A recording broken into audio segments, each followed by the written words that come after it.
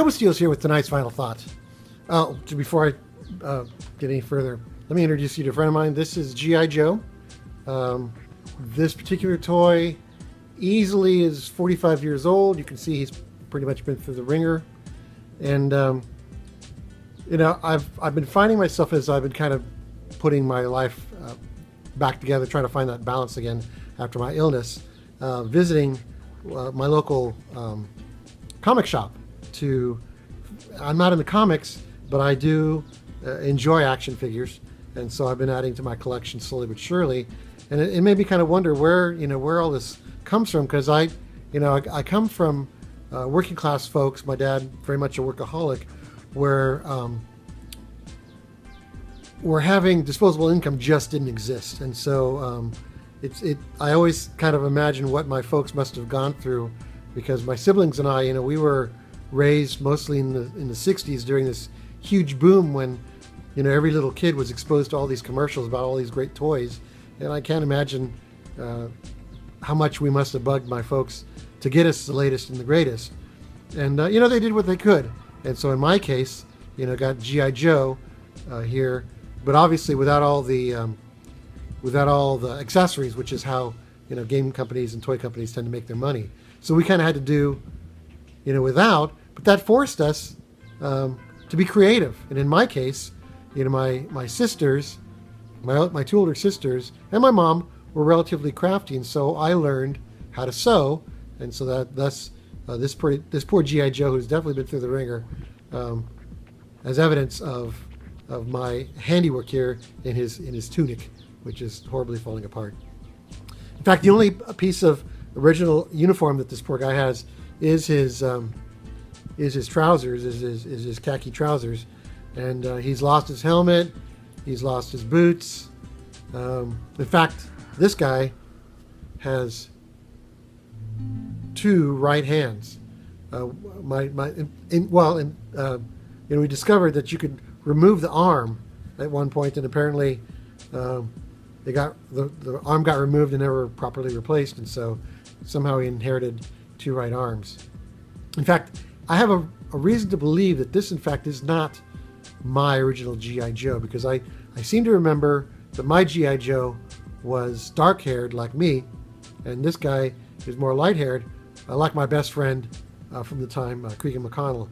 So I'm sure there's some story behind the reasons why I ended up with this guy, and who knows whatever happened to the G.I. Joe that I actually played with as a kid. So action figures, right? When I stopped playing with action figures, probably around the time I moved out of the house and into college, most of our toys actually fit into a cowhide leather saddlebag, little bag. So they're mostly like Matchbox cars and that sort of thing. And I'm certain that they got passed down, and they got as far as my sister's kids, my older sister Kathy's kids, the boys and Lisa, and who knows whether any of that stuff still exists or not. But I, very much like my dad, out of college, getting the work, and especially when I started teaching, very much focused on the work. Didn't give myself a lot of room for quote unquote play. And in fact, I wouldn't really have much of a action figure collection if it weren't for a former girlfriend who at the time discovered that I had this thing for Star Trek, and she went out and purchased just all of these Star Trek figures, mostly from the original series, but some from Next Generation, and some that were 12 inches tall like our G.I. Joe here, some of varying sizes, and that was kind of one of the few times when that happened. And then I stopped. I got refocused back on to the work, and more recently, again, like I said, when I'm kind of reevaluating what's important to me, I relax just like everyone else. But in my case, I tend to watch a lot of sci-fi, and I watch all the programs that I've recorded over the years, and or made digital copies of. And one of them, of course, is one of them is Babylon 5. And I realized that I didn't have any Babylon 5 characters.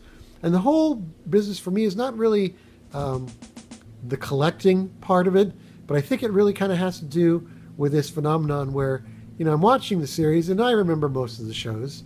So watching it a second time isn't about new things as much as I love these characters, I love the story, and I'm kind of revisiting them in a virtual friend kind of way, which I think is also what little kids do when they're watching the same movie or the same TV show over and over and over again. It's not that they're hoping that somehow mystically the story's going to change. It's that they really love these characters and they're visiting these play friends or that are on screen.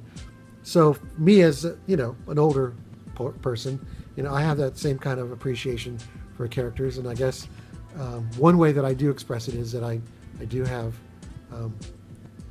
collector's items, not collector's items. I do have action figures that represent these characters that I really enjoy, and it's a form of play.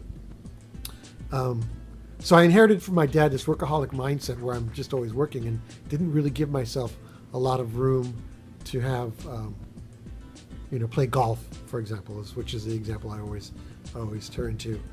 But what I did learn when I was studying for my teaching credential was that one definition of play is any activity that somebody does and tends to enjoy, where the end of that activity is not the focus. It's not about getting the job done. It's about the activity. And getting the job done, of course, is important because we need that closure. Just like little kids playing games. When they play a game, they do want winners and losers, and they do want the game to end, a sense of closure. But really, the focus is on the activity itself, and that's the definition of play. And when I heard that, it just clicked on me that that's what my dad did every weekend when we would go out in the backyard, and he'd work on the yard. He'd tell my mom we're going to get done and then move to something else because she didn't like having her yard all torn up. But it was very much his form of play, was to go out in the backyard and work, and he enjoyed it greatly. It meant a lot to him. It was his form of play. Now, as a 12-year-old, it wasn't so fun to me, but I find myself doing the exact same thing on my computer. The line between this is work stuff and this is play stuff, if you were to be just watching me, it'd be virtually impossible to see where one starts and the other ends, because I've done what my dad did and kind of blended them in many ways. And so, play is something that is restorative, something that we need, something that we derive meaning from. And in the action figure kind of thing, it very much is about these characters and these stories that we love. And then in my case, by having the action figure, I'm able to have Jakar with me when I'm not watching the TV. He's just sitting there on the shelf, looking very stern, But that's my rambling thought of the night, is the importance of play and toys as part of what it means to be human. So I do have quite a huge collection. And I am definitely one of those persons that believes in taking the toys out of the packages and putting them on the shelf and occasionally playing with them, even though I don't sit on the ground and have imaginary battles. I reserve that for my writing. Anyway, so that's my thought for the night. And G.I. Joe and I bid you adieu until next time. Bye.